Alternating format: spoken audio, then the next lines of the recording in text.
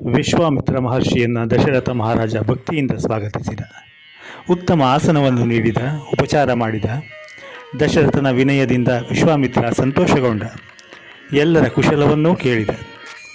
ರಾಜ್ಯ ಚೆನ್ನಾಗಿದೆಯೇ, ಪ್ರಜೆಗಳು ಸುಖಿಗಳಿದ್ದಾರೆಯೇ ಎಂದು ವಿಚಾರಿಸಿದ. ದಶರಥನು ಕೈ ಮುಗಿದು, ನಿಮ್ಮ ಆಶೀರ್ವಾದದಿಂದ ಎಲ್ಲವೂ ಸುಭಿಕ್ಷವಾಗಿದೆ. ಪ್ರಜೆಗಳು ಧರ್ಮದಿಂದಿದ್ದಾರೆ. ಶತ್ರುಗಳ ಪೀಡೆ ಇಲ್ಲದೆ ಎಲ್ಲರೂ ಸುಖದಿಂದ ಇದ್ದೇವೆ. ನೀವು ಬಂದದ್ದು ನಮಗೆ ಬಹಳ ಸಂಭ್ರಮವಾಗಿದೆ. ನಾವು ಕೃತಾರ್ಥರಾದೆವು. ತಾವು ಬಂದ ಉದ್ದೇಶವನ್ನು ತಿಳಿಸುವುದು, ಅದು ಎಷ್ಟೇ ದೊಡ್ಡ ಕಾರ್ಯವಾದರೂ ನಾನು ಮಾಡಿಕೊಡುತ್ತೇನೆ ಎಂದ. ವಿಶ್ವಾಮಿತ್ರನಿಗೆ ಬೇಕಾದಿದ್ದುದು ಅದೇ. ದಶರಥನಿಂದ ಒಂದು ಕೆಲಸ ಆಗಬೇಕಾಗಿತ್ತು. ಅದಕ್ಕಾಗಿಯೇ ಇಷ್ಟು ದೂರ ಬಂದಿದ್ದ. ದಶರಥ ತಾನೇ ಕೆಲಸ ಮಾಡಿಸಿಕೊಡುತ್ತೇನೆ ಎಂದಾಗ ವಿಶ್ವಾಮಿತ್ರ ಹರ್ಷಗೊಂಡು, ಮಹಾರಾಜ, ನಿನ್ನ ಮಾತಿನಿಂದ ನನಗೆ ಆನಂದ ಆಗಿದೆ. ನಾನು ಇಲ್ಲಿಗೆ ಒಂದು ಉದ್ದೇಶದಿಂದ ಬಂದಿದ್ದೇನೆ. ಅದನ್ನು ಈಡೇರಿಸುವ ಜವಾಬ್ದಾರಿ ನಿನ್ನದು. ನಾನೊಂದು ಯಜ್ಞವನ್ನು ಮಾಡುತ್ತಿದ್ದೇನೆ, ಆದರೆ ಅದಕ್ಕೆ ಭಂಗ ಉಂಟಾಗುತ್ತಿದೆ. ಪ್ರತಿ ಸಲ ಯಜ್ಞ ಮಾಡುವಾಗಲೂ ಅದು ಇನ್ನೇನು ಮುಗಿಯುತ್ತದೆ ಎನ್ನುವ ಹೊತ್ತಿಗೆ ಸರಿಯಾಗಿ ಮಾರೀಚ ಮತ್ತು ಸುಬಾಹು ಎಂಬ ಇಬ್ಬರು ರಾಕ್ಷಸರು ರಕ್ತ ಮಾಂಸಗಳನ್ನು ತಂದು ಯಜ್ಞದ ಮೇಲೆ ಬೆಂಕಿಯ ಮೇಲೆ ಸುರಿದು ಯಜ್ಞ ಅಪವಿತ್ರಗೊಂಡು ನನ್ನ ಪರಿಶ್ರಮ ವ್ಯರ್ಥವಾಗುತ್ತಿದೆ. ನಾನು ಮಾರೀಚ ಮತ್ತು ಸುಬಾಹುಗಳಿಗೆ ಶಾಪ ಕೊಡಬಹುದು, ಆದರೆ ಈಗ ಯಜ್ಞ ದೀಕ್ಷೆಯಲ್ಲಿರುವುದರಿಂದ ಶಾಪ ಕೊಡುವ ಹಾಗಿಲ್ಲ. ಆದ್ದರಿಂದ ನಿನ್ನ ಬಳಿ ನನ್ನದೊಂದು ಪ್ರಾರ್ಥನೆ. ನೀನು ದಯವಿಟ್ಟು ನನ್ನ ಜೊತೆ ನಿನ್ನ ಮಗ ರಾಮನನ್ನು ಕಳುಹಿಸಿಕೊಡು. ಅವನು ರಾಕ್ಷಸರನ್ನು ಕೊಂದು ನನ್ನ ಯಾಗ ಮುಂದುವರಿಯುವಂತೆ ಸಹಾಯ ಮಾಡುತ್ತಾನೆ. ರಾಮನು ರಾಕ್ಷಸರನ್ನು ಕೊಲ್ಲಬಲ್ಲನೆ ಎಂದು ಚಿಂತಿಸಬೇಡ. ಅವನು ಬಹಳ ಪರಾಕ್ರಮಿ. ಈ ರಾಕ್ಷಸರನ್ನು ಕೊಲ್ಲಲು ಅವನೊಬ್ಬನೇ ಸಮರ್ಥ. ಆದ್ದರಿಂದ ಅವನನ್ನು ನನ್ನ ಜೊತೆ ಕಳುಹಿಸಿಕೊಡು. ನನ್ನ ಪ್ರಾರ್ಥನೆಯನ್ನು ನಿರಾಕರಿಸಬೇಡ. ರಾಮನನ್ನು ನನ್ನ ಜೊತೆ ಕಳುಹಿಸುವುದರಿಂದ ನಿನಗೂ ಒಳ್ಳೆಯ ಹೆಸರು ಬರುತ್ತದೆ ಎಂದ. ವಿಶ್ವಾಮಿತ್ರನ ಪ್ರಾರ್ಥನೆಯನ್ನು ಕೇಳಿ ದಶರಥ ಚಿಂತಿತನಾದ. ರಾಮ ಅವನ ಮುದ್ದಿನ ಮಗ, ಕಣ್ಮಣಿ. ರಾಮನನ್ನು ನೋಡಿ ದಶರಥ ತನ್ನ ಮುಪ್ಪನ್ನು ಮರೆಯುತ್ತಿದ್ದ. ಅವನನ್ನು ಒಂದು ದಿನವೂ ಬಿಟ್ಟಿರುತ್ತಿರಲಿಲ್ಲ. ದಶರಥನ ದೃಷ್ಟಿಯಲ್ಲಿ ರಾಮ ಇನ್ನೂ ಒಂದು ಮಗು. ಅವನನ್ನು ವಿಶ್ವಾಮಿತ್ರನ ಜೊತೆ ಕಾಡಿಗೆ ಕಳುಹಿಸಬೇಕು, ಅದು ರಾಕ್ಷಸರನ್ನು ಕೊಲ್ಲುವ ಸಲುವಾಗಿ ಎಂಬ ಯೋಚನೆಯಿಂದಲೇ ದಶರಥನ ಮೈ ಗಡಗಡ ನಡುಗಿತು. ಅವನು ಕೈ ಮುಗಿದುಕೊಂಡು ವಿಶ್ವಾಮಿತ್ರರನ್ನು ಕುರಿತು, ಮಹರ್ಷಿಗಳೇ, ರಾಮನಿನ್ನು ಚಿಕ್ಕವನು. ಅರಮನೆಯನ್ನು ಬಿಟ್ಟು ಅವನೆಂದೂ ಹೊರಗೆ ಹೋಗಿಲ್ಲ. ಕಾಡಿನಲ್ಲಿ ಅವನು ಹೇಗೆ ತಾನೇ ಓಡಾಡಬಲ್ಲ? ರಾಕ್ಷಸರೊಡನೆ ಅವನು ಹೋರಾಡಲಾರ. ಆದ್ದರಿಂದ ಅವನನ್ನು ನಿಮ್ಮ ಜೊತೆ ಕಳುಹಿಸಿಯೂ ಉಪಯೋಗವಿಲ್ಲ. ಅವನ ಬದಲು ನಾನೇ ಬರುತ್ತೇನೆ. ರಾಕ್ಷಸರನ್ನು ಸದೆ ಬಡಿಯುತ್ತೇನೆ. ನಿಮ್ಮ ಯಜ್ಞ ನಿರ್ವಿಘ್ನವಾಗಿ ನಡೆಯುವಂತೆ ಮಾಡುತ್ತೇನೆ ಎಂದ. ದಶರಥನ ಮೊರೆಗೆ ವಿಶ್ವಾಮಿತ್ರ ಒಪ್ಪಲಿಲ್ಲ. ನಿನಗೆ ರಾಮನ ಪರಾಕ್ರಮ ತಿಳಿಯದು, ಆದ್ದರಿಂದ ಹಾಗೆ ಮಾತನಾಡುತ್ತಿದ್ದೀಯೆ. ಖಂಡಿತ ಚಿಂತಿಸಬೇಡ. ಅವನನ್ನು ನನ್ನ ಜೊತೆ ಕಳುಹಿಸಿಕೊಡು ಎಂದ. ದಶರಥ ರಾಮನನ್ನು ಕಳುಹಿಸಲು ಒಪ್ಪಲಿಲ್ಲ. ರಾಮನನ್ನು ಕಳುಹಿಸಲಾರೆ, ದಯವಿಟ್ಟು ನನ್ನನ್ನು ಕ್ಷಮಿಸಿ ಎಂದು ಬಿಟ್ಟ. ವಿಶ್ವಾಮಿತ್ರ ಕೋಪದಿಂದ ಕಣ್ಣುಗಳನ್ನು ಕೆಂಪಗೆ ಮಾಡಿಕೊಂಡು, ಮಹಾರಾಜ, ಹೇಳಿದ ಕೆಲಸ ಮಾಡಿಕೊಡುತ್ತೇನೆ ಎಂದು ಮಾತು ಕೊಟ್ಟು ಈಗ ನೆಪಗಳನ್ನು ಒಡ್ಡುತ್ತಿದ್ದೀಯೆ. ಇದು ಒಳ್ಳೆಯದಲ್ಲ. ಆಡಿದ ಮಾತಿಗೆ ತಪ್ಪಿದವ ಎಂಬ ಅಪಕೀರ್ತಿ ಪಡೆಯಬೇಡ ಎಂದು ಗರ್ಜಿಸಿದ. ಆಗ ಕುಲಪುರೋಹಿತರಾದ ವಸಿಷ್ಠರು ಮುಂದೆ ಬಂದರು. ದಶರಥನನ್ನು ಕುರಿತು, ಮಹಾರಾಜ, ನೀನು ಆಡಿದ ಮಾತಿಗೆ ತಪ್ಪಬೇಡ. ಇಲ್ಲದಿದ್ದರೆ ಲೋಕದಲ್ಲಿ ನಿನಗೆ ಶಾಶ್ವತವಾದ ಕೆಟ್ಟ ಹೆಸರು ಬಂದು ಬಿಡುತ್ತದೆ. ರಾಮನನ್ನು ವಿಶ್ವಾಮಿತ್ರರೊಡನೆ ಕಳುಹಿಸಿಕೊಡು. ಇದರಿಂದ ನಿನಗೆ ಸ್ವಲ್ಪವೂ ಹೆದರಿಕೆ ಬೇಡ. ರಾಮನಿಗೆ ರಾಕ್ಷಸರೊಡನೆ ಹೋರಾಡಿ ಅಭ್ಯಾಸವಿಲ್ಲದಿದ್ದರೇನು? ರಾಕ್ಷಸರು ಇವನಿಗೆ ಏನು ಮಾಡಲಾರರು. ವಿಶ್ವಾಮಿತ್ರನು ರಾಮನ ಜೊತೆಯಲ್ಲೇ ಇರುವನಲ್ಲವೇ? ವಿಶ್ವಾಮಿತ್ರರನ್ನು ಸಾಮಾನ್ಯನೆಂದು ತಿಳಿಯಬೇಡ. ಧರ್ಮವೇ ಇವನ ರೂಪದಲ್ಲಿ ಬಂದಿದೆ. ಇವನು ಮಹಾಪರಾಕ್ರಮಿ. ಇವನಿಗೆ ತಿಳಿದಿರುವಷ್ಟು ಅಸ್ತ್ರ ವಿದ್ಯೆಗಳು ಪ್ರಪಂಚದಲ್ಲಿ ಇನ್ಯಾರಿಗೂ ಗೊತ್ತಿಲ್ಲ. ರಾಕ್ಷಸರನ್ನು ಕೊಲ್ಲುವುದು ವಿಶ್ವಾಮಿತ್ರನಿಗೆ ಅಸಾಧ್ಯವೇನೂ ಅಲ್ಲ. ಒಂದು ಗಳಿಗೆಯಲ್ಲಿ ಅವರನ್ನು ಬೂದಿ ಮಾಡಿಬಿಡಬಲ್ಲ. ಆದರೆ ರಾಕ್ಷಸರನ್ನು ಕೊಂದ ಕೀರ್ತಿ ನಿನ್ನ ಮಗನಿಗೆ ಬರಬೇಕೆಂಬುದು ಅವನ ಆಸೆ. ಅದಕ್ಕಾಗಿಯೇ ಅವನು ನಿನ್ನ ಬಳಿ ಬಂದಿದ್ದಾನೆ. ಆದ್ದರಿಂದ ಸ್ವಲ್ಪವೂ ಚಿಂತಿಸದೆ ರಾಮನನ್ನು ಜೊತೆಗೆ ಲಕ್ಷ್ಮಣನನ್ನು ವಿಶ್ವಾಮಿತ್ರರೊಡನೆ ಕಳಿಸಿಕೊಡು ಎಂದರು. ದಶರಥನ ಮನಸ್ಸಿಗೆ ಸಮಾಧಾನವಾಯಿತು. ವಿಶ್ವಾಮಿತ್ರನ ಉದ್ದೇಶ ಅರ್ಥವಾಯಿತು.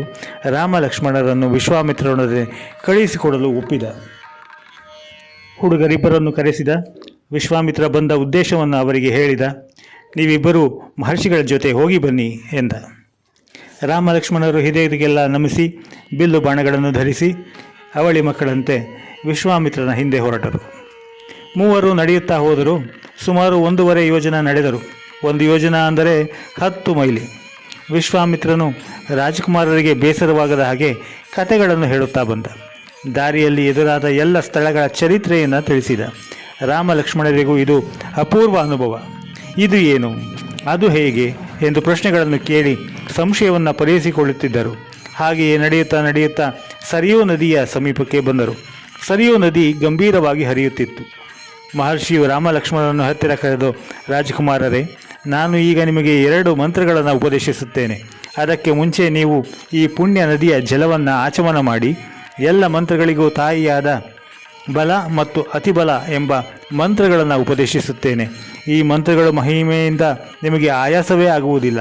ಹಸಿರು ಬಾಯಾರಿಕೆಗಳ ಬಾಧೆಯೇ ಇರುವುದಿಲ್ಲ. ನೀವು ನಿದ್ರಿಸುತ್ತಿದ್ದಾಗ ರಾಕ್ಷಸರು ನಿಮಗೆ ತೊಂದರೆ ಕೊಡಲು ಸಾಧ್ಯವಾಗುವುದಿಲ್ಲ. ಬಾಹುಬಲದಲ್ಲಿ ಇತರರು ನಿಮ್ಮನ್ನು ಮೀರಿಸಲಾರರು. ಈ ಮಂತ್ರಗಳನ್ನು ಜಪಿಸಿದರೆ ನೀವು ಕೀರ್ತಿವಂತರಾಗುತ್ತೀರಿ ಎಂದು ತಿಳಿಸಿದ. ಆಗ ರಾಮ ಲಕ್ಷ್ಮಣರು ನದಿಯಲ್ಲಿ ಸ್ನಾನ ಮಾಡಿ ಆಚಮನ ಮಾಡಿದರು. ಬಲ ಮತ್ತು ಅತಿಬಲ ಎಂಬ ಮಂತ್ರಗಳ ಉಪದೇಶವನ್ನು ಪಡೆದರು. ಇದರಿಂದ ಅವರ ಬಲ ಮತ್ತು ತೇಜಸ್ಸು ಇಮ್ಮಡಿಸಿದವು. ಆ ರಾತ್ರಿಯನ್ನು ಅವರು ಸರಿಯೂ ನದಿಯ ದಡದಲ್ಲೇ ಕಳೆದರು. ಮೂವರು ಹುಲ್ಲು ಹೊಟ್ಟುಗಳ ಹಾಸಿಗೆಯನ್ನು ಹಾಸಿಕೊಂಡರು. ರಾಮ ಲಕ್ಷ್ಮಣರು ಆ ಹಾಸಿಗೆಯ ಮೇಲೆ ಮಲಗಿದರು. ಮೇಲೆ ಭವ್ಯವಾದ ಆಕಾಶ, ಅಸಂಖ್ಯಾತ ನಕ್ಷತ್ರಗಳು ಮಿನುಗುತ್ತಿದ್ದವು. ಪಕ್ಕದಲ್ಲಿಯೇ ಸರಿಯೂ ನದಿ ಹರಿಯುತ್ತಿತ್ತು. ಇಂಪಾದ ಜುಳುಜುಳು ದನಿ. ತಾವು ರಾಜಕುಮಾರರು ಇಷ್ಟು ದಿನ ಅರಮನೆಯಲ್ಲಿ ಸುಪ್ಪತ್ತಿಗೆಯ ಮೇಲೆ ಮಲಗುತ್ತಿದ್ದೆವು, ಈ ದಿನ ಕಾಡಿನಲ್ಲಿ ಹುಲ್ಲಿನ ಮೇಲೆ ಮಲಗಿದ್ದೇವೆ ಎಂದು ಅವರಿಗೆ ಅನ್ನಿಸಲೇ ಇಲ್ಲ. ವಿಶ್ವಾಮಿತ್ರ ಮೃದುವಾಗಿ ಹೇಳುತ್ತಿದ್ದ ಮಧುರವಾದ ಕಥೆಗಳನ್ನು ಆಲಿಸುತ್ತಿದ್ದರು. ಹಾಗೆಯೇ ಜಂಪು ಹತ್ತಿತ್ತು. ಹಾಯಾಗಿ ನಿದ್ದೆ ಹೋದರು. ರಾತ್ರಿ ಕಳೆಯಿತು, ಬೆಳಗಾಯಿತು. ಸೊಪ್ಪಿನ ಹಾಸಿಗೆಯ ಮೇಲೆ ಮಲಗಿದ್ದ ರಾಮ ಲಕ್ಷ್ಮಣರನ್ನು ವಿಶ್ವಾಮಿತ್ರ ಎಬ್ಬಿಸಿದ. ರಾಮ, ಕೌಸಲ್ಯೆಯ ಸುಪುತ್ರ, ಬೆಳಗಾಗುತ್ತಾ ಬಂತು, ಏಳು. ಸಂಧ್ಯಾವಂದನಾದಿ ಕಾರ್ಯಗಳನ್ನು ಮಾಡು ಎಂದು ಮಧುರ ಕಂಠದಿಂದ ಎಚ್ಚರಿಸಿದ. ರಾಮ ಲಕ್ಷ್ಮಣರು ಎದ್ದರು, ಸ್ನಾನ ಮಾಡಿದರು, ಸೂರ್ಯನಿಗೆ ಅರ್ಘ್ಯವನ್ನಿತ್ತರು, ಗಾಯತ್ರಿ ಮಂತ್ರವನ್ನು ಜಪಿಸಿದರು. ಬೆಳಗಿನ ಕರ್ಮಗಳನ್ನು ಮುಗಿಸಿ ವಿಶ್ವಾಮಿತ್ರನಿಗೆ ನಮಸ್ಕರಿಸಿದರು. ವಿಶ್ವಾಮಿತ್ರ ಮುಂದೆ ಹೊರಟ. ಅವನ ಹಿಂದೆಯೇ ರಾಮ ಲಕ್ಷ್ಮಣರು ಸಹ ಹೊರಟರು. ಮುಂದೆ ಹೋಗುತ್ತಾ ಒಂದು ದೊಡ್ಡ ಸಂಗಮ ಸ್ಥಳ ಕಂಡುಬಂದಿತು. ಅಲ್ಲಿ ಸರಿಯೂ ನದಿ ಮತ್ತು ಗಂಗಾ ನದಿ ಸಂಗಮಿಸುತ್ತಿವೆ. ಆ ನದಿಯ ದಂಡೆಗಳಲ್ಲಿ ಹಲವಾರು ಪುಣ್ಯ ಆಶ್ರಮಗಳು. ಆ ಆಶ್ರಮಗಳನ್ನು ಕಂಡು ರಾಮ ಲಕ್ಷ್ಮಣರ ಕುತೂಹಲ ಕೆರಳಿತು. ವಿಶ್ವಾಮಿತ್ರರನ್ನು ಕುರಿತು, ಪೂಜ್ಯರೇ, ಇದು ಯಾರ ಆಶ್ರಮ? ಇಲ್ಲಿ ಯಾವ ಮುನಿಗಳಿದ್ದಾರೆ ಎಂದು ಕೇಳಿದರು. ವಿಶ್ವಾಮಿತ್ರನು ಸ್ಥಳದ ಮಹಿಮೆಯನ್ನು ಕೇಳಿರಿ ಎಂದು ಹೇಳತೊಡಗಿದನು. ಹಿಂದೆ ಶಿವನು ಪಾರ್ವತಿಯನ್ನು ಮದುವೆಯಾಗುವ ಮೊದಲು ಈ ಸ್ಥಳಕ್ಕೆ ಬಂದಿದ್ದ. ಜೊತೆಲೆಯೇ ತನ್ನ ಗಣಗಳನ್ನು ಕರೆದು ತಂದಿದ್ದ. ಸಮಾಧಿಯಲ್ಲಿ ಕುಳಿತು ತಪಸ್ಸು ಮಾಡುತ್ತಿದ್ದ. ಆಗ ಮನ್ಮಥ ಇಲ್ಲಿಗೆ ಬಂದ. ಅವನ ರೂಪ ಬಹಳ ಮನೋಹರವಾಗಿತ್ತು. ಮನ್ಮಥನಿಗೆ ಕಾಮ ಎಂದು ಹೆಸರು. ಅವನು ಶಿವನ ತಪಸ್ಸು ಮಾಡುತ್ತಿದ್ದುದನ್ನು ನೋಡಿ ಆಗ ಜಗತ್ತಿನ ಕಲ್ಯಾಣಕ್ಕಾಗಿ ಶಿವನು ಪಾರ್ವತಿಯನ್ನು ಮದುವೆಯಾಗಬೇಕಿತ್ತು. ಆದರೆ ಶಿವು ತಪಸ್ಸು ಮಾಡುತ್ತಾ ಕುಳಿತಿದ್ದ. ಆದ್ದರಿಂದ ಶಿವನ ತಪಸ್ಸನ್ನು ಕೆಡಿಸಬೇಕು, ಅವನು ಪಾರ್ವತಿಯನ್ನು ಮದುವೆಯಾಗುವಂತೆ ಮಾಡಬೇಕು ಎಂದು ಮನ್ಮಥನು ಶಿವನ ಮೇಲೆ ಹೂವಿನ ಬಾಣವೊಂದನ್ನು ಬಿಟ್ಟ. ಶಿವನ ತಪಸ್ಸು ಭಂಗವಾಯಿತು. ಅವನಿಗೆ ಕಾಮನ ಮೇಲೆ ಅಸಾಧ್ಯ ಕೋಪ ಬಂತು. ಶಿವನಿಗೆ 3 ಕಣ್ಣುಗಳಿದ್ದವು. ಒಂದು ಹಣೆಯ ಮಧ್ಯದಲ್ಲಿ ಇತ್ತು. ಅದಕ್ಕಾಗಿ ಅವನಿಗೆ ಹಣೆಗಣ್ಣ ಎಂದು ಹೆಸರಿದೆ. 3 ಕಣ್ಣಾದ್ದರಿಂದ ಮುಕ್ಕಣ್ಣ ಎಂದು ಕರೆಯುತ್ತಾರೆ. ಹಣೆಯ ಮೇಲಿನ ಕಣ್ಣು ಯಾವಾಗಲೂ ಮುಚ್ಚಿರುತ್ತಿತ್ತು. ಅದನ್ನು ತೆರೆದರೆ ಎದುರಿಗಿದ್ದವರು ಸುಟ್ಟು ಹೋಗುತ್ತಿದ್ದರು. ಶಿವನಿಗೆ ಮನ್ಮಥನ ಮೇಲೆ ಕೋಪ ಬಂದಾಗ ಅವನು ತನ್ನ ಹಣೆಗಣ್ಣನ್ನು ತೆರೆದ. ಮನ್ಮಥ ಕೂಡಲೇ ಸುಟ್ಟು ಬೂದಿಯಾದ. ಹಾಗೆ ಮನ್ಮಥನಿಗೆ ಅಂಗಗಳು ಅಂದರೆ ಶರೀರ ಇಲ್ಲವಾಯಿತು. ಈ ಪ್ರದೇಶದಲ್ಲಿ ಮನ್ಮಥನು ಅಂಗಗಳನ್ನು ಕಳೆದುಕೊಂಡದ್ದರಿಂದ ಇದಕ್ಕೆ ಅಂಗದೇಶ ಎಂದು ಹೆಸರು ಬಂತು. ಈಶ್ವರನು ತಪಸ್ಸು ಮಾಡುತ್ತಿದ್ದ ಪುಣ್ಯಾಶ್ರಮ ಇದು. ಈಗಲೂ ಇಲ್ಲಿ ಅವನ ಶಿಷ್ಯರು ತಪಸ್ಸು ಮಾಡುತ್ತಿದ್ದಾರೆ. ನಾವು ರಾತ್ರಿ ಈ ಪುಣ್ಯ ಸಂಗಮದ ನಡುವೆ ಈ ಪವಿತ್ರ ಆಶ್ರಮದಲ್ಲಿ ಇಳಿದುಕೊಳ್ಳೋಣ ಎಂದ. ಇಷ್ಟು ಹೊತ್ತಿಗೆ ವಿಶ್ವಾಮಿತ್ರನು ಅಲ್ಲಿಗೆ ಬಂದ ಸುದ್ದಿ ಎಲ್ಲರಿಗೂ ತಲುಪಿತು. ಆಶ್ರಮವಾಸಿಗಳು ಎಲ್ಲರೂ ಬಂದರು. ವಿಶ್ವಾಮಿತ್ರನಿಗೆ ನಮಸ್ಕರಿಸಿದರು. 3ರನ್ನು ಸತ್ಕರಿಸಿದರು. ಮಾರನೆಯ ದಿನ ಬೆಳಗ್ಗೆ ಬೇಗನೆ ಎದ್ದರು. ಎಲ್ಲ ವಿಧಿಗಳನ್ನು ಪೂರೈಸಿದರು. ಗಂಗಾ ತೀರಕ್ಕೆ ಬಂದರು. ಆಶ್ರಮವಾಸಿಗಳು ಒಂದು ಉತ್ತಮವಾದ ದೋಣಿಯನ್ನು ತರಿಸಿದರು. ವಿಶ್ವಾಮಿತ್ರನನ್ನು ರಾಮ ಲಕ್ಷ್ಮಣರನ್ನು ಅದರಲ್ಲಿ ಕೂಡಿಸಿದರು. ಶುಭ ಪ್ರಯಾಣವನ್ನು ಕೋರಿ ಕಳುಹಿಸಿದರು. ದೋಣಿ ಮೆಲ್ಲನೆ ಮುಂದೆ ಸಾಗಿತು. ನದಿಯ ಮಧ್ಯಭಾಗಕ್ಕೆ ಬಂದಿತು. ಅಲ್ಲಿ ಅಲೆಗಳು ಒಂದನ್ನೊಂದು ಬಳಿದು ದೊಡ್ಡ ಸದ್ದು ಆಗುತ್ತಿದ್ದು. ರಾಮನು ಇದೇನು ಮಹಾಶಬ್ದ ಎಂದು ಕೇಳಿದ. ವಿಶ್ವಾಮಿತ್ರನು, ರಾಮ, ಗಂಗಾ ನದಿಯೊಡನೆ ಸರಿಯೂ ನದಿ ಬಂದು ಸೇರುತ್ತದೆ. ಆ ನದಿಗೆ ಈ ನದಿ ಸೇರುವಾಗ ಆಗುವ ಶಬ್ದ ಇದು. ಹಿಂದೆ ಬ್ರಹ್ಮದೇವನು ಕೈಲಾಸದಲ್ಲಿ ಒಂದು ಸರೋವರ ಇರಬೇಕೆಂದು ಮನಸ್ಸು ಮಾಡಿದ. ಕೂಡಲೇ ಅಲ್ಲಿ ಒಂದು ದೊಡ್ಡ ಸರೋವರ ಆಯಿತು. ಮನಸ್ಸಿನ ಸಂಕಲ್ಪದಿಂದ ಸರೋವರ ಹುಟ್ಟಿದ್ದರಿಂದ ಅದಕ್ಕೆ ಮಾನಸ ಸರೋವರ ಎಂದು ಹೆಸರು ಬಂದಿತು. ಆ ಸರೋವರದ ನೀರು ಉಕ್ಕಿ ಉಕ್ಕಿ ಹರಿಯಿತು. ಅದು ಒಂದು ನದಿಯಾಯಿತು. ಅದೇ ಸರಿಯೂ ನದಿ. ಅದು ಅಯೋಧ್ಯೆಯನ್ನು ಸುತ್ತಿ ಹರಿಯುತ್ತದೆ. ನಿಮ್ಮ ರಾಜ್ಯದಲ್ಲಿ ಹರಿಯುವ ಮಹಾನದಿಯ ಪುಣ್ಯಕಥೆ ಇದು. ಈ ಸ್ಥಳದಲ್ಲಿ ಗಂಗಾ ಮತ್ತು ಸರಿಯೂ ನದಿಗಳ ಪವಿತ್ರ ಸಂಗಮ ಆಗುತ್ತಿವೆ. ನೀವು ಇದಕ್ಕೆ ನಮಸ್ಕರಿಸಿ ಎಂದನು. ರಾಮ ಲಕ್ಷ್ಮಣರಿಬ್ಬರು ಭಕ್ತಿಯಿಂದ ಸಂಗಮಕ್ಕೆ ನಮಸ್ಕರಿಸಿದರು. ನಂತರ ಗಂಗಾ ನದಿಯ ದಕ್ಷಿಣ ತೀರವನ್ನು ತಲುಪಿದರು. ದೋಣಿಯಿಂದ ಇಳಿದು ಮುಂದೆ ಹೋದರು. ಎದುರಿಗೆ ಘೋರವಾದ ಕಾಡು, ಹಚ್ಚ ಹಗಲಿನಲ್ಲಿಯೂ ಸಹ ಕಾರ್ಗತ್ತಲು. ಕ್ರೂರವಾದ ಪ್ರಾಣಿಗಳಿಂದ ಕೂಡಿದ ಕಾಡು ಹೆದರಿಕೆ ಹುಟ್ಟಿಸುವಂತಿತ್ತು. ರಾಮ ವಿಶ್ವಾಮಿತ್ರರನ್ನು ಕೇಳಿದ, ಮಹರ್ಷಿಗಳೇ, ಈ ಕಾಡು ಬಹಳ ಭಯಂಕರವಾಗಿದೆ. ಎಲ್ಲ ಕಡೆಯೂ ದುಷ್ಟ ಜಂತುಗಳೇ ಎದುರು ಕಾಣುತ್ತಿವೆ. ಮನುಷ್ಯರ ಸುಳಿವೇ ಇಲ್ಲ. ಇದು ಯಾವ ಕಾಡು? ವಿಶ್ವಾಮಿತ್ರ ಹೇಳಿದ, ರಾಮ, ಈ ಸ್ಥಳ ಮೊದಲು ದೊಡ್ಡ ರಾಜ್ಯವಾಗಿತ್ತು. ಇದಕ್ಕೆ ಮಲದ ಕುರುಷ ಎಂಬ ಹೆಸರಿತ್ತು. ಈಗ ಇಲ್ಲಿ ತಾಟಕಿ ಎಂಬ ರಾಕ್ಷಸಿ ವಾಸವಾಗಿದ್ದಾಳೆ. ತಾಟಕಿ ಈ ರಾಜ್ಯಕ್ಕೆ ಬಂದಾಗ ಪ್ರಜೆಗಳು ಹೆದರಿ ಓಡಿ ಹೋದರು. ದೇಶ ಅನಾಥವಾಯಿತು, ನಿರ್ಜನವಾಯಿತು. ಈಗ ಭಯಂಕರವಾದ ಅರಣ್ಯವಾಗಿದೆ. ಇದಕ್ಕೆ ಈಗ ದಂಡಕಾರಣ್ಯ ಎಂದು ಹೆಸರು. ತಾಟಕಿ ಇಲ್ಲೇ ಇದ್ದಾಳೆ. ಅವನ ಮಗ ಮಾರೀಚ ನನ್ನ ಯಾಗಕ್ಕೆ ತೊಂದರೆ ಕೊಡುತ್ತಿರುವವನು. ನೀನು ತಾಟಕಿಯನ್ನು ಕೊಲ್ಲಬೇಕು, ಈ ದೇಶವನ್ನು ರಕ್ಷಿಸಬೇಕು ಎಂದ. ರಾಮನು ವಿಶ್ವಾಮಿತ್ರರನ್ನು ಕುರಿತು, ಮಹರ್ಷಿಗಳೇ, ತಾಟಕಿಯು ಎಷ್ಟೇ ಕೆಟ್ಟವಳಾದರೂ ಹೆಂಗಸನ್ನು ಕೊಲ್ಲುವುದು ಪಾಪವಲ್ಲವೇ ಎಂದು ಕೇಳಿದ. ಅದಕ್ಕೆ ವಿಶ್ವಾಮಿತ್ರ, ದುಷ್ಟರು ಯಾರೇ ಆಗಲಿ, ಅವರು ತಮ್ಮ ನಡತೆಯನ್ನು ತಿದ್ದಿಕೊಳ್ಳದೆ ಹೋದರೆ ಅದರಿಂದ ಲೋಕಕ್ಕೆ ಕ್ಷೇಮವಾಗುವುದಿಲ್ಲ. ಅದರಿಂದ ಕೆಟ್ಟ ಕೆಲಸಗಳು ಹೆಚ್ಚಿ ತೊಂದರೆ ಉಂಟಾಗುತ್ತದೆ. ದುಷ್ಟರನ್ನು ನಿರ್ಲಕ್ಷಿಸುವುದೇ ಪಾಪ. ಹೆಂಗಸಾಗಲಿ, ಮಕ್ಕಳಾಗಲಿ, ಮೂಕ ಪ್ರಾಣಿಗಳಾಗಲಿ ದುಷ್ಟರು ದುಷ್ಟರೇ. ಆದ್ದರಿಂದ ಈಕೆಯನ್ನು ಕೊಲ್ಲುವುದು ಕ್ರೂರವಾದ ಕೆಲಸ, ಪಾಪದ ಕೆಲಸ ಎಂದು ಅನುಮಾನ ಬೇಡ. ಇವಳನ್ನು ಸಂಹರಿಸು. ಈ ತಾಟಕಿ ಮಹಾಪಾಪಿ, ಧರ್ಮವನ್ನು ಬಿಟ್ಟಿದ್ದಾಳೆ. ಆದ್ದರಿಂದ ಧರ್ಮವನ್ನು ರಕ್ಷಿಸುವುದಕ್ಕಾಗಿಯೇ ನೀನು ಇವಳನ್ನು ಕೊಲ್ಲಬೇಕು ಎಂದ. ವಿಶ್ವಾಮಿತ್ರದ ಹೇಳಿದ ಮಾತುಗಳನ್ನು ರಾಮ ಕೇಳಿದ. ಮಹರ್ಷಿ ಹೇಳಿದ್ದು ಸರಿ ಎನ್ನಿಸಿತು. ಜೊತೆಗೆ ಮನಸ್ಸಿನಲ್ಲಿ ಆಲೋಚಿಸಿದ. ವಿಶ್ವಾಮಿತ್ರರು ಹೇಳಿದ ಹಾಗೆ ಕೇಳಬೇಕು. ಹಾಗೆಂದು ನಮ್ಮ ತಂದೆ ಅಪ್ಪಣೆ ಮಾಡಿದ್ದಾರೆ. ತಂದೆಯ ಮಾತಿನಂತೆ ನಡೆಯುವುದೇ ಮಕ್ಕಳ ಕರ್ತವ್ಯ. ಅದೇ ನಮ್ಮ ಧರ್ಮ. ಆದ್ದರಿಂದ ವಿಶ್ವಾಮಿತ್ರರು ಹೇಳಿದಂತೆ ಕೇಳುತ್ತೇನೆ ಎಂದು ನಿಶ್ಚಯಿಸಿ, ಮಹರ್ಷಿಗಳೇ, ತಾಟಕಿಯನ್ನು ಕೊಲ್ಲಬೇಕೆಂದು ನನಗೆ ಅಪ್ಪಣೆ ಕೊಟ್ಟಿದ್ದೀರಿ. ಅದು ಧರ್ಮ ರಕ್ಷಣೆಗಾಗಿ, ಲೋಕಹಿತಕ್ಕಾಗಿ ಎಂದು ಹೇಳುತ್ತಿದ್ದೀರಿ. ನನಗೆ ಇನ್ನೇತರ ಅನುಮಾನ. ನಿಮ್ಮ ಮಾತಿನಂತೆಯೇ ನಾನು ನಡೆದುಕೊಳ್ಳುತ್ತೇನೆ ಎಂದ. ತನ್ನ ಬಿಲ್ಲನ್ನು ಕೈಯಲ್ಲಿ ತೆಗೆದುಕೊಂಡು ಬಿಲ್ಲನ್ನು ಮೀಟಿ ಝೇಂಕಾರ ಮಾಡಿದ. ಆ ಶಬ್ದ ಕಾಡಿನ ಎಲ್ಲ ದಿಕ್ಕುಗಳಲ್ಲಿಯೂ ಮೊಳಗಿತು. ಅರಣ್ಯದ ಪ್ರಾಣಿಗಳೆಲ್ಲವೂ ಬೆಚ್ಚಿ ಬಿದ್ದವು. ಪಕ್ಷಿಗಳು ಮರಗಳ ಮೇಲಿಂದ ಹಾರಾಡುತ್ತಾ ಗದ್ದಲ ಮಾಡಲಾರಂಭಿಸಿವು. ಒಂದು ನಿಮಿಷದ ಹಿಂದೆ ಮೌನವಾಗಿದ್ದ ಕಾಡು ಸದ್ದು ಗದ್ದಲಗಳಿಂದ ತುಂಬಿ ಹೋಯಿತು. ಬಿಲ್ಲಿನ ಝೇಂಕಾರ ತಾಟಕಿಗೂ ಕೇಳಿಸಿತು. ಆಕೆಗೆ ಆಶ್ಚರ್ಯವಾಯಿತು, ಜೊತೆಗೆ ಕೋಪವೂ ಬಂತು. ಇಷ್ಟು ದಿನ ಅವಳನ್ನು ಕೆಣಕುವ ಸಾಹಸಕ್ಕೆ ಯಾರೂ ಕಾಯಿ ಹಾಕಿರಲಿಲ್ಲ. ಸದ್ದು ಬರುತ್ತಿದ್ದ ಕಡೆ ಓಡಿ ಬಂದಳು. ಎದುರಿಗೆ ರಾಮ ಲಕ್ಷ್ಮಣರು ವಿಶ್ವಾಮಿತ್ರನ ಸಂಗಡ ನಿಂತಿದ್ದನ್ನು ಕಂಡಳು. ಅವಳ ವಿಕಾರವಾದ ರೂಪವನ್ನು, ರಾಕ್ಷಸಿ ದೇಹವನ್ನು ರಾಮ ನೋಡಿದ. ಅವನಿಗೆ ಸ್ವಲ್ಪವೂ ಹೆದರಿಕೆ ಆಗಲಿಲ್ಲ. ಮೊದಲು ಅವಳ ಕಿವಿ ಮೂಗುಗಳನ್ನು ಕತ್ತರಿಸಿ ಬುದ್ಧಿ ಕಲಿಸಬೇಕೆಂದು ಯೋಚಿಸಿದ. ಲಕ್ಷ್ಮಣನ ಮುಂದೆ ಹಾಗೆಯೇ ಹೇಳಿದ. ತಾಟಕಿಯು ಸಿಡಿಲಿನಂತೆ ಗರ್ಜಿಸುತ್ತಾ ರಾಮನ ಬಳಿಗೆ ಬಂದಳು. ರಾಮ ಲಕ್ಷ್ಮಣರ ಸುತ್ತಲೂ ಭಯಂಕರವಾದ ಧೂಳೆಬ್ಬಿಸಿದಳು. ಅವರಿಗೆ ಪರಿಸ್ಥಿತಿ ಅರಿವಾಗುವ ಮೊದಲೇ ಕಲ್ಲುಗಳ ಮಳೆಗರೆದಳು. ಇಷ್ಟರಲ್ಲಿಯೇ ರಾಮ ಬಿಲ್ಲನ್ನು ಕೈಗೆ ತೆಗೆದುಕೊಂಡ. ಬಾಣಗಳನ್ನು ಬಿಟ್ಟು ಕಲ್ಲುಗಳನ್ನು ತಡೆದ. ಅವಳ ಕೈ ಕತ್ತರಿಸಿದ. ಲಕ್ಷ್ಮಣನು ಅವಳ ಕಿವಿ ಮೂಗುಗಳನ್ನು ತುಂಡರಿಸಿದ. ಆಗ ತಾಟಕಿ ಮಾಯಾಯುದ್ಧವನ್ನು ಆರಂಭಿಸಿದಳು. ಮರೆಯಲ್ಲಿ ನಿಂತು ಅಸ್ತ್ರಗಳನ್ನು ಪ್ರಯೋಗಿಸಲಾರಂಭಿಸಿದಳು. ರಾಮ ಅವುಗಳನ್ನೆಲ್ಲ ನಿವಾರಿಸುತ್ತಾ ಬಂದ. ಆದರೆ ಎಷ್ಟು ಹೊತ್ತಾದರೂ ಯುದ್ಧ ಕೊನೆಗೊಳ್ಳಲೇ ಇಲ್ಲ. ಆಗ ವಿಶ್ವಾಮಿತ್ರರು, ರಾಮ ಹೊತ್ತಾಗುತ್ತಾ ಬಂದಿತು. ಕತ್ತಲಾಗಿ ಬಿಟ್ಟರೆ ರಾಕ್ಷಸರ ಬಲ ಹೆಚ್ಚಾಗುತ್ತದೆ. ಆಗ ಅವಳನ್ನು ಕೊಲ್ಲುವುದು ಬಹಳ ಕಷ್ಟವಾಗುತ್ತದೆ. ಆದ್ದರಿಂದ ಈಗಲೇ ಅವಳನ್ನು ಕೊಂದು ಬಿಡು ಎಂದ. ರಾಮನು ಶಬ್ದವೇದಿ ವಿದ್ಯೆಯಿಂದ ಅವಳಿರುವ ಕಡೆಗೆ ಬಾಣ ಬಿಟ್ಟ. ಶಬ್ದವೇದಿ ಎಂದರೆ ಕಣ್ಣಿಗೆ ಕಾಣದಿರುವ ವಸ್ತುವಿನ ಕಡೆಗೆ ಕೇವಲ ಶಬ್ದವನ್ನು ಅನುಸರಿಸಿ ಬಾಣವನ್ನು ಪ್ರಯೋಗಿಸುವುದು. ಬಾಣ ನೇರವಾಗಿ ತಾಟಕಿಯ ಎದೆಗೆ ಬಡಿಯಿತು. ತಾಟಕಿ ಸಿಡಿಲಿನಂತೆ ಅಬ್ಬರಿಸುತ್ತಾ ಕೆಳಗೆ ಸತ್ತು ಬಿದ್ದಳು. ದೇವೇಂದ್ರನು ದೇವತೆಗಳು ಆ ಸ್ಥಳಕ್ಕೆ ಬಂದರು. ರಾಮನ ಧೈರ್ಯ ಸಾಹಸಗಳನ್ನು ಕೊಂಡಾಡಿದರು.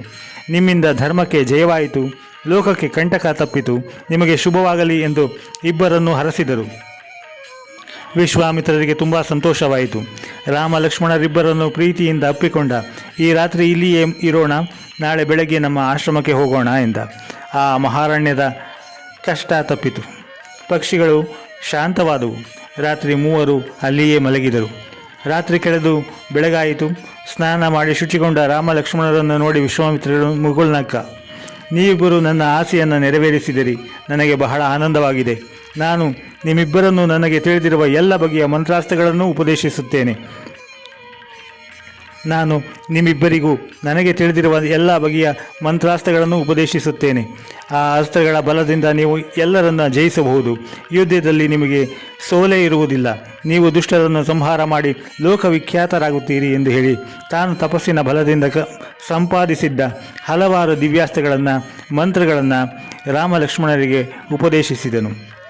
ಈ ಮಂತ್ರಗಳಿಂದ ವಾಯುವ್ಯಾಸ್ತ್ರ, ಬ್ರಹ್ಮಾಸ್ತ್ರ, ಇಂದ್ರಾಸ್ತ್ರ, ವರ್ಣಾಸ್ತ್ರ, ಆಗ್ನೇಯಾಸ್ತ್ರ ಇವುಗಳನ್ನು ಪ್ರಯೋಗಿಸಬಹುದು. ವಾಯುವ್ಯಾಸ್ತ್ರದಿಂದ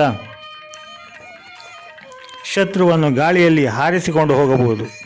ವರ್ಣಾಸ್ತ್ರದಿಂದ ಶತ್ರುವಿನ ಮೇಲೆ ಮಳೆಗರೆಯುವುದು. ಆಗ್ನೇಯಾಸ್ತ್ರ ಬೆಂಕಿಯ ಮಳೆಯನ್ನು ಸುರಿಸುವುದು. ಈ ಅಸ್ತ್ರಗಳಿಗೆಲ್ಲ ಒಬ್ಬೊಬ್ಬ ಅಧಿದೇವತೆ. ವಿಶ್ವಾಮಿತ್ರನು ರಾಮಲಕ್ಷ್ಮಣರಿಗೆ ಈ ಮಂತ್ರಗಳನ್ನು ಉಪದೇಶಿಸಿದಾಗ ಆ ಅಸ್ತ್ರಗಳ ಅಧಿದೇವತೆಗಳು ರಾಮ ಲಕ್ಷ್ಮಣರ ಮುಂದೆ ಬಂದು ನಿಂತರು. ನಮ್ಮಿಂದ ಏನಾಗಬೇಕು ಹೇಳಿ ಮಾಡುತ್ತೇವೆ ಎಂದರು. ರಾಮನು ಆ ದೇವತೆಗಳಿಗೆ ನಮಸ್ಕರಿಸಿ, ಈಗ ಸದ್ಯಕ್ಕೆ ನಿಮ್ಮ ಅವಶ್ಯಕತೆ ಇಲ್ಲ. ನೀವು ನಿಮ್ಮ ಸ್ಥಳದಲ್ಲಿಯೇ ಇರಿ. ಸಮಯ ಬಂದಾಗ ನಾವು ನಿಮ್ಮನ್ನು ಕರೆಯುತ್ತೇವೆ ಎಂದ. ಆ ದೇವತೆಗಳು ಹಾಗೆಯೇ ಆಗಲಿ ಎಂದು ಹೇಳಿ ಹೋದರು. ವಿಶ್ವಾಮಿತ್ರನು ರಾಜಕುಮಾರರಿಬ್ಬರಿಗೂ ಈ ಅಸ್ತ್ರಗಳನ್ನು ಪ್ರಯೋಗಿಸುವುದು ಮತ್ತು ಉಪಸಂಹಾರ ಮಾಡುವುದು ಎರಡನ್ನೂ ಹೇಳಿಕೊಟ್ಟ. ಉಪಸಂಹಾರ ಮಾಡುವುದು ಅಂದರೆ ಅಸ್ತ್ರವನ್ನು ಹಿಂತೆಗೆದುಕೊಳ್ಳುವುದು. ವರ್ಣಾಸ್ತ್ರವನ್ನು ಪ್ರಯೋಗಿಸಿದರೆ ಶತ್ರುವಿನ ಮೇಲೆ ಮಳೆಗರೆಯುತ್ತದೆ. ಉಪಸಂಹಾರ ಮಾಡಿದರೆ ಮಳೆಯನ್ನು ನಿಲ್ಲಿಸಿ ಪ್ರಯೋಗಿಸಿದವನ ಬಳಿಗೆ ಹಿಂತಿರುಗುತ್ತದೆ. ರಾಮ ಲಕ್ಷ್ಮಣರು ಇವುಗಳನ್ನು ಕಲಿತರು. ಮಂತ್ರಾಸ್ತ್ರಗಳನ್ನು ಕಲಿತು ಮುಂದೆ ಹೋಗುತ್ತಿದ್ದಾಗ ದೂರದಲ್ಲಿ ಒಂದು ದೊಡ್ಡ ಪರ್ವತ ಕಾಣಿಸಿತು. ರಾಮನು ಅದನ್ನು ವಿಶ್ವಾಮಿತ್ರರಿಗೆ ತೋರಿಸಿ, ಮುನಿಗಳೇ, ಆ ಪರ್ವತ ಯಾವುದು? ಅದರ ತಪ್ಪಲಿನಲ್ಲಿರುವ ಆ ದಟ್ಟವಾದ ಕಾಡು ಯಾವುದು? ನಿಮ್ಮ ಆಶ್ರಮವು ಆ ಕಾಡಿನಲ್ಲಿರುವುದೇ? ನಿಮ್ಮ ಯಜ್ಞಕ್ಕೆ ಅಡ್ಡಿ ಮಾಡುವ ರಾಕ್ಷಸರು ಯಾರು? ಅವರು ಎಲ್ಲಿದ್ದಾರೆ? ದಯವಿಟ್ಟು ಅವರನ್ನು ತೋರಿಸಿ ಎಂದು ಕೇಳಿದ. ವಿಶ್ವಾಮಿತ್ರನು, ನಿನ್ನ ಪ್ರಶ್ನೆಗಳಿಗೆ ಒಂದೊಂದಾಗಿ ಉತ್ತರ ಹೇಳುತ್ತೇನೆ ಕೇಳು. ಬಹಳ ಹಿಂದೆ ಇಲ್ಲಿ ವಿಷ್ಣು ತಪಸ್ಸು ಮಾಡುತ್ತಿದ್ದ. ಶ್ರೀ ಮಹಾವಿಷ್ಣುವೇ ತಪಸ್ಸಿದ್ದನಾದ್ದರಿಂದ ಇದಕ್ಕೆ ಸಿದ್ಧಾಶ್ರಮ ಎಂದು ಹೆಸರು ಬಂತು. ವಿಷ್ಣುವು ತಪಸ್ಸು ಮಾಡುತ್ತಿದ್ದ ಕಾಲದಲ್ಲಿ ಬಲಿ ಎಂಬ ಚಕ್ರವರ್ತಿ ಈ ಲೋಕವನ್ನು ಆಳುತ್ತಿದ್ದ. ಅವನು ಪ್ರಹ್ಲಾದನ ಮೊಮ್ಮಗ. ಬಲಿಯು ತನ್ನ ಪರಾಕ್ರಮದಿಂದ ಇಂದ್ರ ಮೊದಲಾದ ದೇವತೆಗಳನ್ನು ಜಯಿಸಿದ್ದ. ಭೂಲೋಕ, ಸ್ವರ್ಗಲೋಕ ಮತ್ತು ಪಾತಾಳ ಲೋಕಗಳು ಅವನ ವಶದಲ್ಲೇ ಇದ್ದವು. ಒಮ್ಮೆ ಬಲಿ ಚಕ್ರವರ್ತಿ ಒಂದು ಯಾಗವನ್ನು ಆರಂಭಿಸಿದನು. ಇದರಿಂದ ದೇವತೆಗಳಿಗೆ ಬಹಳ ಹೆದರಿಕೆಯಾಯಿತು. ಈಗಾಗಲೇ ಅವರು ಬಲಿ ಚಕ್ರವರ್ತಿಯ ಅಧೀನದಲ್ಲಿದ್ದರು. ಇನ್ನು ತಪಸ್ಸು ಮಾಡಿ ಬೇರೆ ಏನು ಬಯಸುವನೋ, ತಮ್ಮ ಗತಿ ಏನಾಗುವುದೋ ಎಂದು ಅವರಿಗೆ ದಿಗಿಲು. ಅದಕ್ಕಾಗಿ ಅವರೆಲ್ಲ ಸಿದ್ಧಾಶ್ರಮಕ್ಕೆ ಬಂದರು. ತಪಸ್ಸು ಮಾಡುತ್ತಿದ್ದ ವಿಷ್ಣುವನ್ನು ಕಂಡರು. ತಮ್ಮ ಭೀತಿಯನ್ನು ತೋಡಿಕೊಂಡರು. ವಿಷ್ಣು ಅವರು ಹೇಳಿದ್ದನ್ನೆಲ್ಲ ಕೇಳಿದ. ಅವನಿಗೂ ಚಿಂತೆಯಾಯಿತು. ಬಲಿಯ ಯಾಗವನ್ನು ನಿಲ್ಲಿಸಬೇಕೆಂದು ನಿಶ್ಚಯಿಸಿದ. ಅದೇ ಸಮಯದಲ್ಲಿ ಭಗವಾನ್ ಕಶ್ಯಪ ವಿಷ್ಣುವನ್ನು ಕುರಿತು ತಪಸ್ಸು ಮಾಡುತ್ತಿದ್ದ. ಕಶ್ಯಪನು ಮರೀಚಿ ಮಹರ್ಷಿಯ ಮೊಮ್ಮಗ. ಸೃಷ್ಟಿ ಕಾರ್ಯದಲ್ಲಿ ಇವನು ಬ್ರಹ್ಮನಿಗೆ ಎರಡನೆಯವನು. ಕಶ್ಯಪನಿಗೆ ವಿಷ್ಣುವನ್ನು ಮಗನಾಗಿ ಪಡೆಯಬೇಕೆಂಬ ಹಂಬಲ. ಅದಕ್ಕಾಗಿ ಅವನ ತಪಸ್ಸು. ವಿಷ್ಣು ಯೋಚಿಸಿದ, ಕಶ್ಯಪನ ಮಗನಾಗಿ ಹುಟ್ಟಿ ಭೂಲೋಕದಲ್ಲಿ ಜನಿಸಬೇಕು, ಬಲಿಯ ಯಾಗವನ್ನು ಮುರಿಯಬೇಕು ಎಂದು ನಿಶ್ಚಯಿಸಿದ. ಕಶ್ಯಪನ ಮಗನಾಗಿ ಹುಟ್ಟಿದ ಅವನೇ ವಾಮನ. ವಾಮನ ಎಂದರೆ ಕುಳ್ಳ. ವಾಮನ ತನ್ನ ತಂದೆಯೊಡನೆ ಬಲಿಯು ಯಾಗ ಮಾಡುತ್ತಿದ್ದ ಸ್ಥಳಕ್ಕೆ ಬಂದ. ಬಲಿ ಚಕ್ರವರ್ತಿ ಮಾಡುತ್ತಿದ್ದ ಯಾಗ ಬಹಳ ದೊಡ್ಡದು. ಆ ಚಕ್ರವರ್ತಿಯೇ ಬಂದವರಿಗೆಲ್ಲ ಉದಾರವಾಗಿ ದಾನ ನೀಡುತ್ತಿದ್ದ. ಬೇಡಿದವರಿಗೆ ಕೇಳಿದ್ದನ್ನು ಕೊಡುತ್ತಿದ್ದ. ವಾಮನನು ಬಲಿಯ ಬಳಿಗೆ ಬಂದ. ಚಕ್ರವರ್ತಿಯು ವಿನಯದಿಂದ, ಸ್ವಾಮಿ, ನಿಮಗೇನು ಬೇಕು ಅಪ್ಪಣೆ ಮಾಡಿ ಕೊಡುತ್ತೇನೆ ಅಂದ. ವಾಮನನು, ನನ್ನ ಪಾದದ 3 ಅಳತೆಯಷ್ಟು ನೆಲ ದಾನ ಮಾಡಿ ಎಂದು ಕೇಳಿದ. ಬಲಿ ಚಕ್ರವರ್ತಿ, ಹಾಗೆಯೇ ಆಗಲಿ, ಅಳೆಯಿರಿ ಎಂದ. ಕೂಡಲೇ ಕುಳ್ಳನಾಗಿದ್ದ ವಾಮನ ಎತ್ತರಕ್ಕೆ ಬೆಳೆದ. ಭೂಮಿ ಆಕಾಶಗಳು ತಾಗುವಷ್ಟು ದೊಡ್ಡದಾಗಿ ಬೆಳೆದ. 3 ಹೆಜ್ಜೆಯಿಂದ 3 ಲೋಕಗಳನ್ನು ವಶಪಡಿಸಿಕೊಂಡು ಎಲ್ಲವನ್ನೂ ದೇವೇಂದ್ರನ ವಶಕ್ಕೆ ಕೊಟ್ಟುಬಿಟ್ಟ. ಹೀಗೆ ಪೂರ್ವಕಾಲದಲ್ಲಿ ವಾಮನನು ಇದ್ದ ಆಶ್ರಮ ಇದು. ನಾನು ಇಲ್ಲಿಯೇ ವಾಸವಾಗಿದ್ದೇನೆ. ನನ್ನ ಯಜ್ಞ ನಡೆಯುವ ಸ್ಥಳ ಕೂಡ ಇದೆ. ಇಲ್ಲಿಗೆ ರಾಕ್ಷಸರು ಬಂದು ನನ್ನ ಯಾಗವನ್ನು ಕೆಡಿಸುತ್ತಿದ್ದಾರೆ. ನೀವಿಬ್ಬರು ಆ ರಾಕ್ಷಸರನ್ನು ಕೊಲ್ಲಬೇಕು, ಧರ್ಮವನ್ನು ರಕ್ಷಿಸಬೇಕು. ಬನ್ನಿ, ಆಶ್ರಮಕ್ಕೆ ಹೋಗೋಣ ಎಂದು ವಿಶ್ವಾಮಿತ್ರ ರಾಮ ಲಕ್ಷ್ಮಣರೊಡನೆ ಸಿದ್ಧಾಶ್ರಮವನ್ನು ಪ್ರವೇಶಿಸಿದ. ವಿಶ್ವಾಮಿತ್ರರು ರಾಮ ಲಕ್ಷ್ಮಣರು ಆಶ್ರಮಕ್ಕೆ ಬಂದ ಸುದ್ದಿ ಎಲ್ಲರಿಗೂ ತಿಳಿಯಿತು. ಅವರಿಗೆಲ್ಲ ಸಂತೋಷವೋ ಸಂತೋಷ. ಓಡೋಡಿ ಬಂದು ಅವರನ್ನು ಎದುರುಗೊಂಡರು. ವಿಶ್ವಾಮಿತ್ರನಿಗೆ ನಮಸ್ಕಾರ ಮಾಡಿದರು. ರಾಮ ಲಕ್ಷ್ಮಣರಿಗೆ ಸತ್ಕಾರ ಮಾಡಿದರು. ತಾಟಕಿಯನ್ನು ಕೊಂದ ಸಂಗತಿ ಕೇಳಿ ಆಶ್ರಮವಾಸಿಗಳಿಗೆ ರಾಮ ಲಕ್ಷ್ಮಣರ ಮೇಲಿನ ಪ್ರೀತಿ ಇಮ್ಮಡಿಸಿದವು. ರಾಮನು ವಿಶ್ವಾಮಿತ್ರರನ್ನು ಕುರಿತು, ಮಹರ್ಷಿಗಳೇ, ನೀವು ದೀಕ್ಷೆ ವಹಿಸಿ ನಿಮ್ಮ ಯಜ್ಞವನ್ನು ನೆರವೇರಿಸಿ ನಿಮಗೆ ಸಿದ್ಧಿ ದೊರಕಿ ಈ ಸಿದ್ಧಾಶ್ರಮದ ಹೆಸರು ಸಾರ್ಥಕವಾಗುವಂತೆ ನಾವು ನೋಡಿಕೊಳ್ಳುತ್ತೇವೆ ಎಂದ. ವಿಶ್ವಾಮಿತ್ರನಿಗೆ ಹರ್ಷವಾಯಿತು. ಮಹರ್ಷಿಯು ದೀಕ್ಷೆ ವಹಿಸಿದ. ರಾಮ ಲಕ್ಷ್ಮಣರು ರಾತ್ರಿ ಎಚ್ಚರವಾಗಿಯೇ ಇದ್ದರು. ಬೆಳಗಾದೊಡನೆ ಸ್ನಾನ ಸಂಧ್ಯಾನ ವಂದನೆಗಳನ್ನು ಮಾಡಿದರು. ಗಾಯತ್ರಿಯನ್ನು ಜಪಿಸಿದರು. ವಿಶ್ವಾಮಿತ್ರರಿಗೆ ನಮಸ್ಕರಿಸಿ ಕೈಯಲ್ಲಿ ಬಿಲ್ಲು ಬಾಣಗಳನ್ನು ಹಿಡಿದುಕೊಂಡರು. ಜಾಗರೂಕತೆಯಿಂದ ಅಲ್ಲಿಯೇ ಸುತ್ತಾಡಲಾರಂಭಿಸಿದರು. ರಾಕ್ಷಸರನ್ನು ಯಾವಾಗ ಕಂಡೆವು, ಯಾವಾಗ ಕೊಂದೆವು ಎಂದು ಚಡಪಡಿಸುತ್ತಿದ್ದರು. ತಮ್ಮ ಉತ್ಸಾಹವನ್ನು ತಡೆಯಲಾರದೆ ವಿಶ್ವಾಮಿತ್ರನ ಶಿಷ್ಯರನ್ನು ಕುರಿತು, ಆ ರಾಕ್ಷಸರು ಎಲ್ಲಿಂದ ಬರುತ್ತಾರೆ, ಎಷ್ಟು ಹೊತ್ತಿಗೆ ಬರುತ್ತಾರೆ, ಅವರನ್ನು ನಾವು ಕೊಲ್ಲುವುದು ಯಾವಾಗ ಎಂದು ಕೇಳಿದರು. ರಾಕ್ಷಸರನ್ನು ಬೇಗನೆ ಕೊಲ್ಲಬೇಕೆಂಬ ಅವರ ಲವಲವಿಕೆಯನ್ನು ಕಂಡ ಶಿಷ್ಯರಿಗೆ ಬಹಳ ಸಂತೋಷವಾಯಿತು. ಅವರು, ಇಂದಿನಿಂದ 6 ದಿನಗಳವರೆಗೆ ಯಾಗ ನಡೆಯುತ್ತದೆ. ಈಗ ವಿಶ್ವಾಮಿತ್ರರು ಮೌನ ವ್ರತವನ್ನು ಆಚರಿಸುತ್ತಿದ್ದಾರೆ. ಈ 6 ದಿನಗಳು ಅವರು ಯಾರೊಡನೆಯೂ ಮಾತನಾಡುವುದಿಲ್ಲ. ರಾಕ್ಷಸರು ಯಾವ ಹೊತ್ತಿನಲ್ಲಿ ಬರುವರೋ ಊಹಿಸಲು ಸಾಧ್ಯವಿಲ್ಲ. ಆದ್ದರಿಂದ ನೀವು ಸದಾ ಎಚ್ಚರವಾಗಿರಿ, ಯಾಗ ಕೆಡದಂತೆ ಜಾಗ್ರತೆ ವಹಿಸಿ ಎಂದರು. ರಾಮ ಲಕ್ಷ್ಮಣರು 6 ದಿನಗಳು ಹಗಲು ರಾತ್ರಿಯೂ ಎಚ್ಚರವಾಗಿದ್ದು ವಿಶ್ವಾಮಿತ್ರರ ಆಶ್ರಮವನ್ನು ಕಾಪಾಡಿದರು. ಬಿಲ್ಲನ್ನು ಹೆದೆಯೇರಿಸಿ ಸದಾ ಕಾವಲಿದ್ದರು. ಪುರೋಹಿತರು ವಿಶ್ವಾಮಿತ್ರರು ತಮ್ಮ ಕೆಲಸದಲ್ಲಿ ನಿರತರಾಗಿದ್ದರು. ಯಜ್ಞಶಾಸ್ತ್ರ ರೀತಿಯಲ್ಲಿ ನಡೆಯಿತು. ಯಾಗದ ಅಂತಿಮ ಘಟ್ಟ ಸಮೀಪಿಸಿತು. ಇದ್ದಕ್ಕಿದ್ದಂತೆ ಯಜ್ಞ ವೇದಿಕೆಯ ಸುತ್ತಲೂ ಭಗ್ಗನೆ ಬೆಂಕಿಯು ಹೊತ್ತಿಕೊಂಡಿತು. ಯಜ್ಞ ವಸ್ತುಗಳಾದ ದರ್ಬೆ, ಸಮಿತ್ತು, ದಾನ ಪತ್ರೆಗಳು ಹತ್ತಿಕೊಂಡು ಉರಿಯಲಾರಂಭಿಸಿದವು. ಮೇಲೆ ಆಕಾಶದಲ್ಲಿ ಭಯಂಕರವಾದ ಶಬ್ದ, ಮೋಡ. ನೋಡುತ್ತಿದ್ದ ಹಾಗೆ ಆಕಾಶದಲ್ಲಿ ಕಾರ್ಮೋಡುಗಳು ಕವಿದು ಕತ್ತಲಾಯಿತು. ಮಾರೀಚ, ಸುಬಾಹುಗಳು ತಮ್ಮ ಉಪದ್ರವವನ್ನು ಆರಂಭಿಸಿದ್ದರು. ಆಕಾಶದಿಂದ ಯಜ್ಞಕುಂಡದ ಮೇಲೆ ರಕ್ತದ ಮಳೆ ಕರೆಯಲಾರಂಭಿಸಿದರು. ರಾಮ ಮೇಲೆ ನೋಡಿದ. ಮಾರೀಚ, ಸುಬಾಹುಗಳು ಅವನ ಕಡೆಗೆ ಓಡಿ ಬರುತ್ತಿದ್ದರು. ರಾಮನಿಗೆ ಭಯಂಕರ ಸಿಟ್ಟು ಬಂದಿತು. ಮೊದಲು ಬಾಣಗಳನ್ನು ಬಿಟ್ಟು ಯಜ್ಞ ವೇದಿಕೆಯ ಮೇಲೆ ಚಪ್ಪರವನ್ನೇ ಕಟ್ಟಿಬಿಟ್ಟ. ರಕ್ತವು ಯಾಗಕುಂಡದಲ್ಲಿ ಬೀಳದಂತೆ ನೋಡಿಕೊಂಡ. ಧರ್ಮ ಕಾರ್ಯಕ್ಕೆ ಭಂಗ ತರುತ್ತಿದ್ದ ಮಾರೀಚ ಸುಬಾಹುಗಳ ಮೇಲೆ ಪ್ರಬಲವಾದ ಅಸ್ತ್ರಗಳನ್ನು ಪ್ರಯೋಗಿಸಿದ. ಮಾನವಾಸ್ತ್ರದಿಂದ ಮಾರೀಚನ ಜ್ಞಾನ ತಪ್ಪಿತು. ಅವನು ತರಗೆಲೆಯಂತೆ ಗಾಳಿಯಲ್ಲಿ ತೇಲಿಕೊಂಡು ಹೋದ. 100 ಮೈಲಿ ದೂರದಲ್ಲಿದ್ದ ಸಮುದ್ರದಲ್ಲಿ ಬಿದ್ದ. ಮುಳುಗಿ ಸಮುದ್ರದ ನೀರು ಕುಡಿದ. ಸುಬಾಹು ಅಲ್ಲಿಯೇ ಸತ್ತು ಬಿದ್ದ. ಅಲ್ಲಿದ್ದ ಋಷಿಗಳಿಗೆಲ್ಲ ಆನಂದವಾಯಿತು. ರಾಮನನ್ನು ವಿಧವಾಗಿ ಹೊಗಳಿದರು. ವಿಶ್ವಾಮಿತ್ರನ ಯಜ್ಞ ಕಾರ್ಯ ನಿರ್ವಿಘ್ನವಾಗಿ ನೆರವೇರಿತು. ವಿಶ್ವಾಮಿತ್ರ, ರಾಮ, ನಾನು ಧನ್ಯನಾದೆ. ಸಿದ್ಧಾಶ್ರಮ ಎಂಬ ಹೆಸರು ಈ ಆಶ್ರಮಕ್ಕೆ ಸಾರ್ಥಕವಾಯಿತು. ನಿನ್ನ ತಂದೆಯ ಅಪ್ಪಣೆಯನ್ನು ನೆರವೇರಿಸಿದೆ. ನಿಜವಾಗಿಯೂ ನನ್ನ ಮನಸ್ಸಿಗೆ ಆನಂದವಾಗಿದೆ ಎಂದು ಹೇಳಿ ರಾಮನನ್ನು ಕೊಂಡಾಡಿದ. ರಾಮ ಲಕ್ಷ್ಮಣರಿಗೂ ಹರ್ಷವಾಯಿತು. ತಮ್ಮಿಂದ ಯಜ್ಞ ಸರಿಯಾಗಿ ನಡೆಯಿತಲ್ಲ ಎಂದು ಹಿಗ್ಗು ಉಂಟಾಯಿತು. ತಂದೆಯ ಅಪ್ಪಣೆಯಂತೆ ನಾವು ಪಾಲಿಸಿದ್ದೇವಲ್ಲ ಎಂಬ ಹೆಮ್ಮೆಯೂ ಆಗಿತು. ಸಂತೋಷ ಸಂಭ್ರಮಗಳಲ್ಲಿಯೇ ರಾತ್ರಿ ಕಳೆಯಿತು.